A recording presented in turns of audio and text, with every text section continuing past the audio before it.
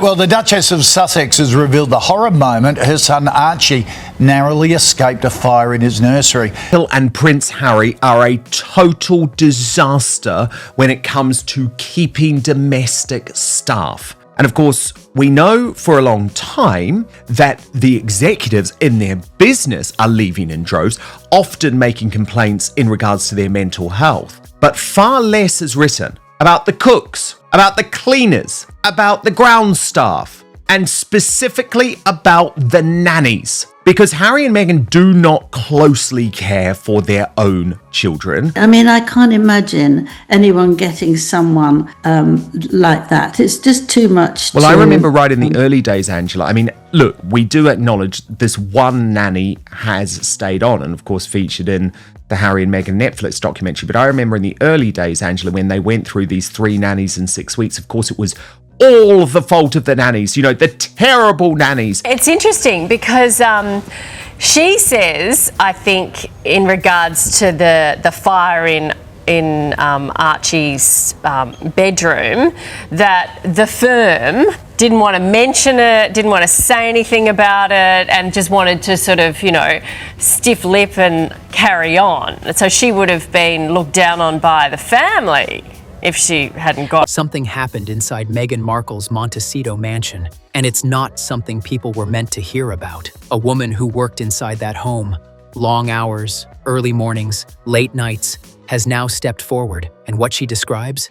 It doesn't match the warm, picture-perfect family image that's been presented to the world. According to her, it's something very different, much quieter, and far more unsettling. Stay with me, because by the end of this, you'll be asking the same question a lot of people are starting to ask right now. What's really going on behind those walls?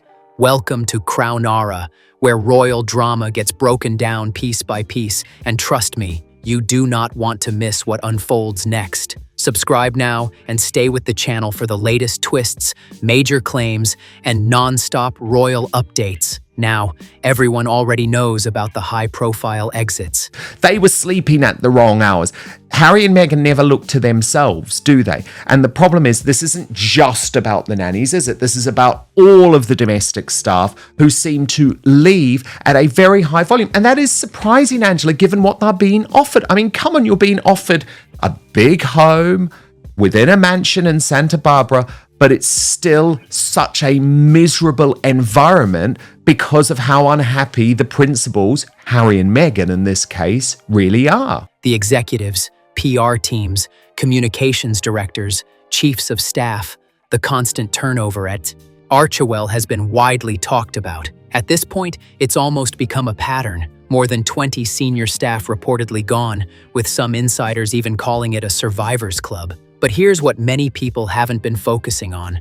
Royal reporter Kinsey Schofield pointed something out that changes the entire perspective. She said, and this is a direct quote, "The media has badly underestimated the turnover because it isn't accounting for domestic staff. And that detail matters because the names we hear about, they're only part of the story. Behind the scenes are the people no one talks about, the cooks, cleaners, housekeepers, ground staff, and most importantly, the nannies. And once you start looking there, the picture begins to change." An insider told Schofield something that changes the scale of this completely. The number of household staff leaving, far higher than anything that's been reported publicly. It's interesting because here in America, there's 2 camps. There's the people that just absolutely adore her, and she represents women and mothers in such a great way. And the way they described it stands out. They said there was a period where it almost became comical. Week after week, someone new gone, someone else leaving. It didn't slow down. And then one former employee actually spoke out.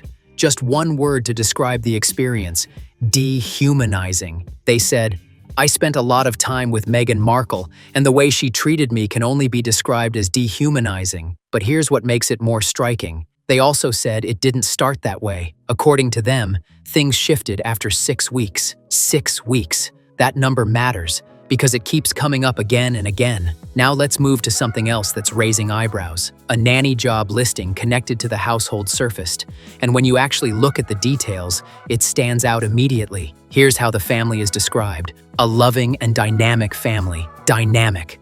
That word feels loaded. There was a documentarian following them around. She was already being perceived in this negative light by the press. So if she revealed that this actually happened, she'd be perceived as a bad mother on top of it all. And I think she wanted to avoid that narrative. No, okay. They're looking for a nanny for 2 young children, aged 4 and 6. And then comes the part that caught attention fast. The role requires 50 hours a week. Pause there. 50 hours. Because under California labor law, the standard full-time work week is 40 hours. Anything beyond that typically qualifies for overtime pay. Now, whether that's included or not, that part hasn't been clearly confirmed, but it definitely raised questions. But here's where things really start to stand out. Let's break down what this nanny is actually expected to do. Morning routines, evening routines, school drop-offs and pickups, which is interesting, because Meghan recently said she loves doing the school run. Then it continues, managing the children's schedules, organizing playdates, handling after-school activities, doing the children's laundry, keeping their spaces tidy, bath time, bedtime, the full routine. It would have included nannies, but it didn't include any people who were doing washing, cleaning, or anything like that. There was 23 employees who disappeared by October the 25th. I mean, it's terrible. But she does use, a lot of very rich people use 3 nannies a day. That's quite common if you've got that sort of money and you don't want to be bothered with a child. And it's a bit like having a protection officer. The most time you can give them is you have 3 people in a day. And it doesn't stop there. The nanny must be a strong swimmer to teach the kids how to swim. They need to help them learn how to ride a bike, support reading and writing, and even be comfortable around dogs. Now pause for a second and really think about that, because what's being described here doesn't just sound like a nanny role. It sounds like everything a parent typically does. Every single responsibility covered. And that's what makes people start asking questions. Now compare that to Prince William and Catherine. They've had the same nanny since Prince George was just a baby. 1 nanny, 3 children, and years of consistency. That kind of stability matters. But in contrast, reports suggest Harry and Meghan have had multiple nannies over time, with constant changes and now a global search for another one. And according to sources, it goes even further. They're said to operate a rotation system, essentially multiple nannies providing near round-the-clock coverage. So there's always someone there handling childcare. I have been across this story since Prince Harry and Meghan Markle's time in the royal family. Look at this. June 2019, I revealed that Harry and Meghan had got through 3 nannies in just 6 weeks for baby Archie. And this trend and habit has continued even now the children are older. And it has resulted in this. Now, to be fair, that kind of setup isn't unheard of in very wealthy households. It does happen, but here's the key difference. In those situations, staff usually stay long-term. They build trust, relationships, and consistency with the children. That stability becomes part of the environment. What's being described here? It sounds very different. The rotation doesn't slow down. It keeps going. And according to sources, the turnover isn't happening because nannies are moving on to better jobs. It's because, in their words, working there becomes too difficult to stay. One former employee put it bluntly, "It's unbearable." They described an environment where communication felt harsh, where they felt talked down to, and where the tone didn't match the public image at all. And again, that 6-week mark comes up. That point where things reportedly shift, and then another person leaves. But here's the part that really stands out. At the center of all this are 2 young children, Archie and Lilibet. And according to what's being described, they're forming connections with caregivers and then losing them again and again. I spent a lot of time with Meghan Markle, and the way she treated me can only be described as dehumanizing. But of course, it didn't start out that way. Her mask dropped after 6 weeks. Now, according to the nanny application, applicants for the nanny role must be willing to work 50 hours a week. Now, child development experts often stress one thing: consistency matters. Stable caregiving helps build emotional security. And when that consistency isn't there, it can have an impact. That's why this part of the story is getting so much attention. And then comes another account, this one from someone who worked inside the Montecito home. Long days, early mornings, late evenings. She didn't make dramatic claims. She didn't exaggerate. She simply described what she experienced. And what she described was something unexpected. Silence. But not the kind of calm, peaceful silence you'd expect in a well-run home. A different kind. A controlled silence. A guarded silence. She talked about rooms that were always perfectly maintained. Not in a lived-in way, but in a way that made them feel untouched. Spaces that looked complete, but not used. Playrooms that didn't seem to change. Children's areas that stayed exactly the same. And once you hear that, it creates a very different picture. No toys out of place, no little handprints, none of the usual signs you'd expect from a home with young children. No mess, no noise, no everyday chaos that naturally comes with family life. And that's what stood out the most. Because she worked there long enough day after day that she should have seen the normal rhythm of a household. Today we are going to reveal the alleged job advertisement, making it clear that Meghan and Harry are on the lookout for new nannies. The busy mornings, the after-school energy, kids running, laughing, calling out. But according to her, she didn't hear it. She didn't see it. Instead, she described the atmosphere with 2 words: structured, quiet, not relaxed, not casual, but controlled, almost staged, as if everything was arranged with the idea that someone could walk in at any moment. Not just a home being lived in, but a home being managed for how it looks. And then she noticed something else. Whenever Meghan appeared, the entire environment shifted. The tone changed, the energy adjusted, and the staff became more careful, more precise in how they moved and spoke. She didn't describe it as fear, but as something learned over time, a response to the atmosphere that had been set. And then came the moment that really stayed with her. She watched the Netflix documentary, the warm scenes, the garden moments, the laughter, Meghan at the chicken coop. It all looked calm, natural, and relaxed. But as she watched, she said something didn't match, because what she saw on screen didn't reflect what she experienced every day inside that house. She acknowledged the chicken coop was real. Meghan did go there, but according to her, it wasn't what it appeared to be. The turnover, in terms of the nannies and other domestic staff, is huge. And this is not something new, by the way. She said Meghan was usually there alone, or with staff, not with the children. And that space, in her words, it felt prepared, like it was designed for visitors, for visuals, for presentation. A carefully shaped image of simple, peaceful living. Something that looked natural, but felt controlled. She's careful with what she says. She makes it clear she can't speak for moments when she wasn't there. She even acknowledges there could be things she simply didn't see. But one point she repeats, calmly, clearly, consistently. During her time in that house, the children were absent. Not occasionally, consistently. No footsteps, no voices, no laughter, no signs of daily activity, just silence. And this is where everything starts to collide, because Meghan's public image tells a very different story. Her own lawyer recently told Variety that Meghan works from home, is a hands-on mother, and is often interrupted during meetings by her children unexpectedly entering the room. Think about that for a second. That image being presented is of someone fully involved, constantly present,